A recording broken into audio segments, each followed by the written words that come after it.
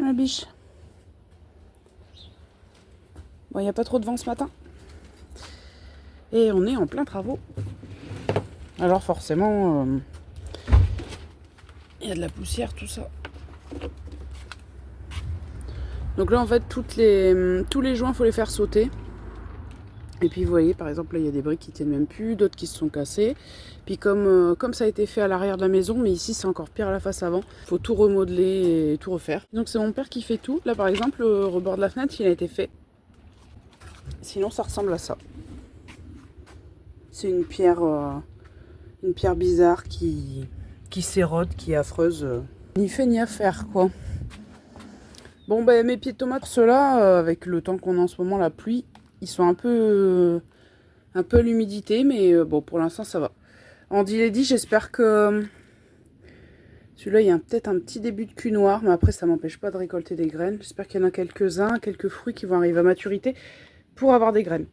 D'ailleurs, chez Cocopelli, j'ai eu mon bon de 10 € parce que je vous en ai parlé il y a pas mal de semaines de ça. Ils avaient fait un questionnaire assez long à remplir, puis on pouvait avoir un bon de 10 €. J'ai même fait le questionnaire 2 fois parce qu'ils m'avaient renvoyé une demande. Et donc, j'ai choisi d'acheter 3 paquets de maïs. J'ai trouvé un maïs pour la nourriture des animaux, pour nourrir les animaux, qui n'était pas de couleur multicolore, parce que d'habitude il n'y en avait qu'une seule variété, c'était un multicolore, et les poules n'allaient pas manger du grain, les grains qui étaient noirs, gris, ils les auraient pas mangés. Et là j'en ai trouvé un, donc il n'est pas jaune flashant, il est blanc jaune. Il y avait une autre variété beaucoup plus jaune, mais c'était en rupture de stock, mais bon, au moins j'ai mon maïs reproductible pour l'année prochaine. Dès que je l'aurai reçu, hop, congélateur, et le taux de germination au moins il va être stabilisé comme ça. Coucou les louts. Ça va? Bon, RS pour les cailles. Wesh, vous êtes ébloui par le soleil, là. Ouais. Bon, par contre, Nounoute, la lutte continue, là. Hein. Toujours bouché, Jabot. Je sais même pas comment elle fait pour tenir le coup. Bon, il y a encore un peu de vent. Donc voilà, on continue à la seringue. Je sais pas du tout si on va s'en sortir. Donc elle mange dans la journée. Le jabot est un peu plus vite le matin que le soir. Donc une partie de ce qu'elle mange, ça a l'air quand même de se digérer. Enfin de passer dans le reste de la tuyauterie. Mais sinon, elle a toujours un bouchon, hein, ça part pas.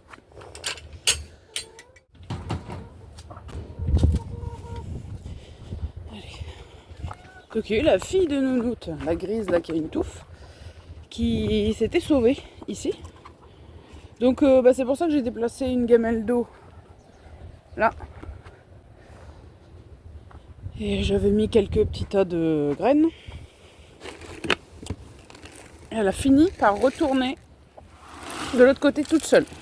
Parce qu'elle est tellement hystérique, alors ça promet pour la suite, mais elle est tellement hystérique que pour l'attraper, ça va encore être la catastrophe.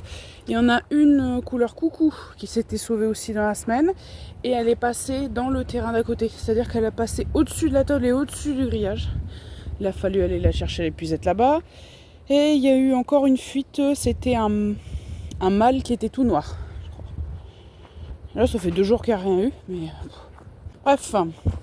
Coucou Romy, on va faire son pipi? Ah. Bon, on va la laisser un peu. Le caca, en ce moment, elle va dans le bac à litière.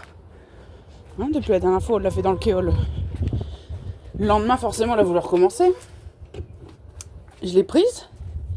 Et je l'ai ramenée dans la maison dans son bac à litière. Et depuis, elle rentre pour faire caca. Et moi, je préfère ça plutôt qu'elle vienne me saccager le jardin.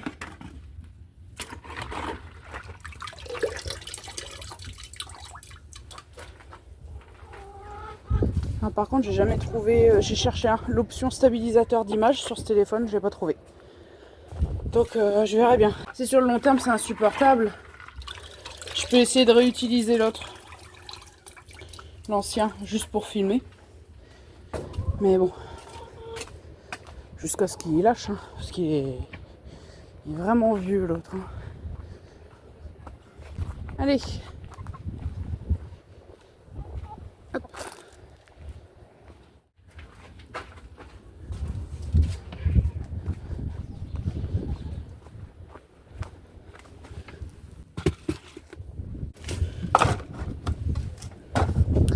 Il y a 2 jours, j'ai passé des grands seaux d'eau et des coups de raclette ici. C'est beaucoup plus propre. Bon, ils ont refait quelques crottes depuis, mais... Allez. Puis après, j'attrape Nounoute à la sortie pour sa seringue. Allez-y.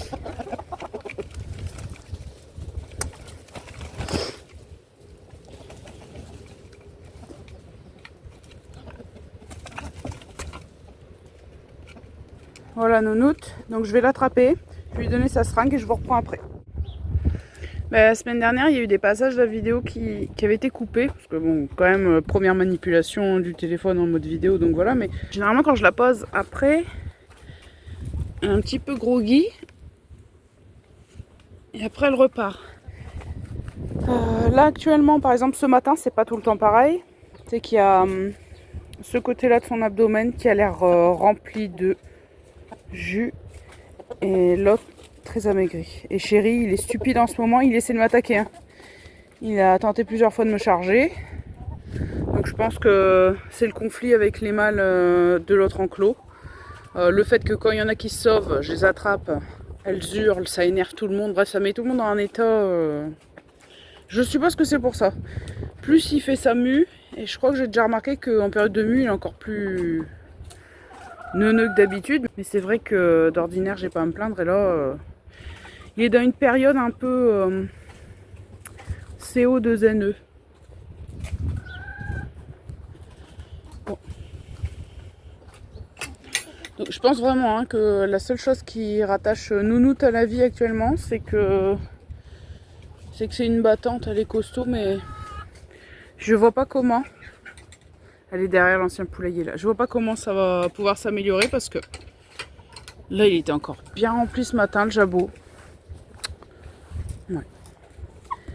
Je sais même pas comment elle trouve son énergie pour faire encore ce genre de choses, je sais pas.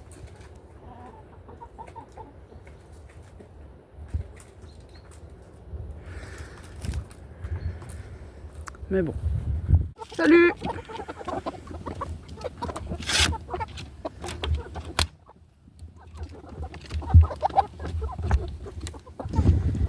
Allez-y.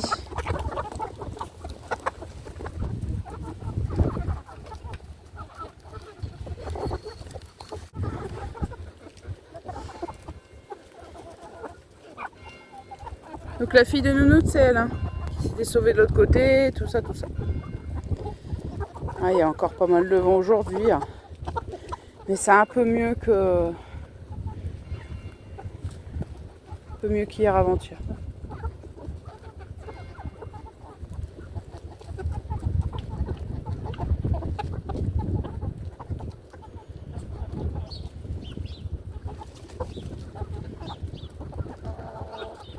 Eh, venez manger.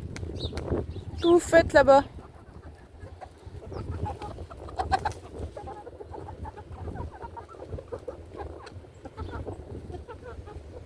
C'est de plus en plus marqué, hein, ces plumes noires.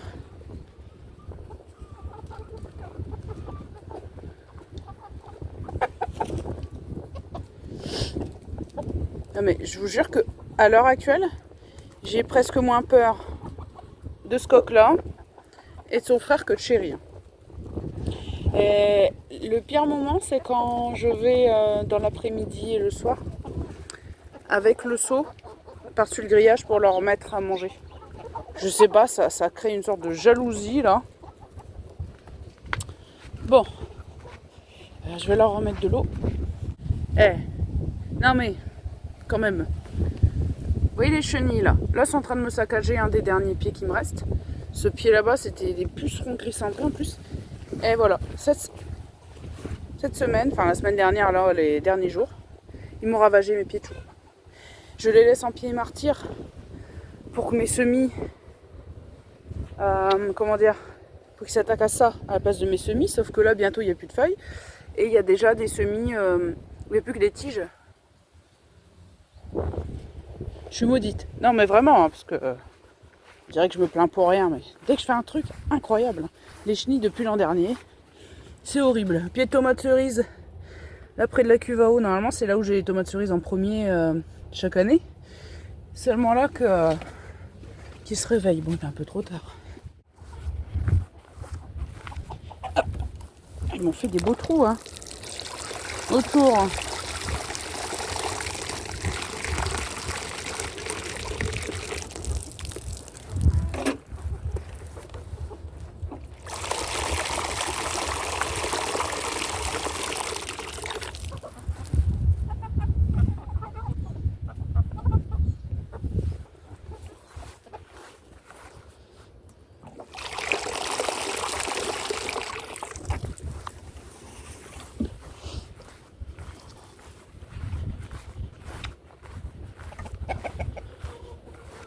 Et dire que j'ai tout nettoyé l'autre fois. Regardez-moi ça, les orties commencent à repousser. Attention, Chippy.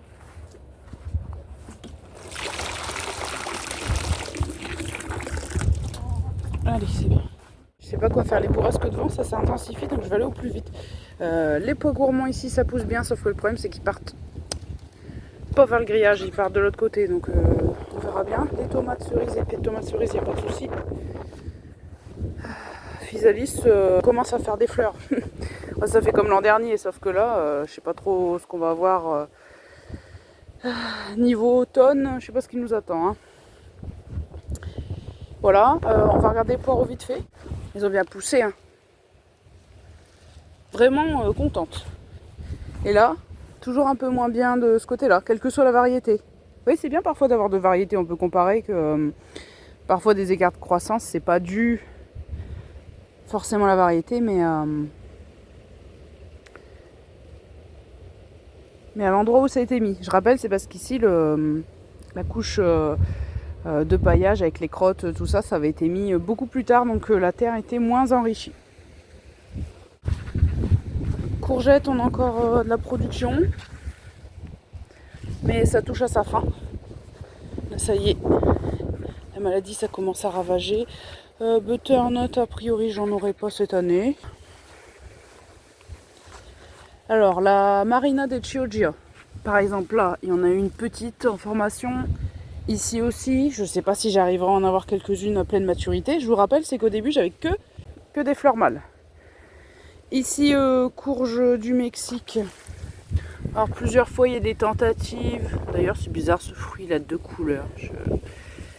Bref, mais toujours, il y a toujours eu des fleurs mâles. La croissance pas terrible, donc voilà, c'est comme ça.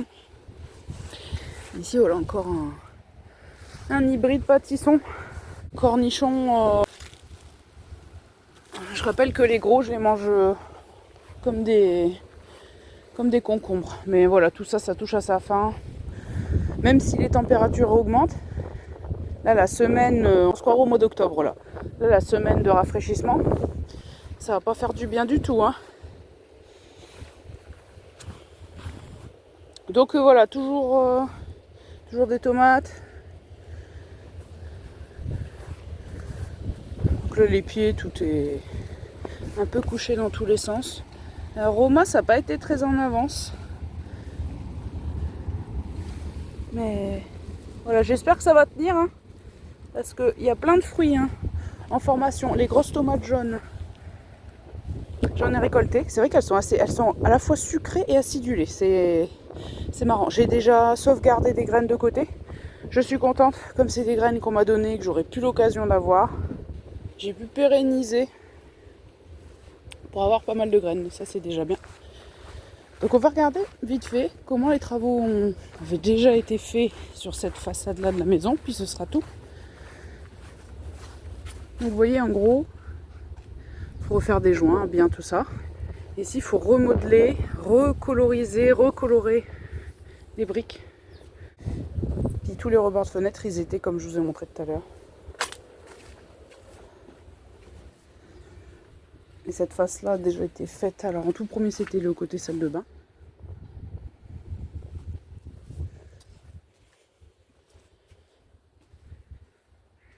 Et après c'était le reste.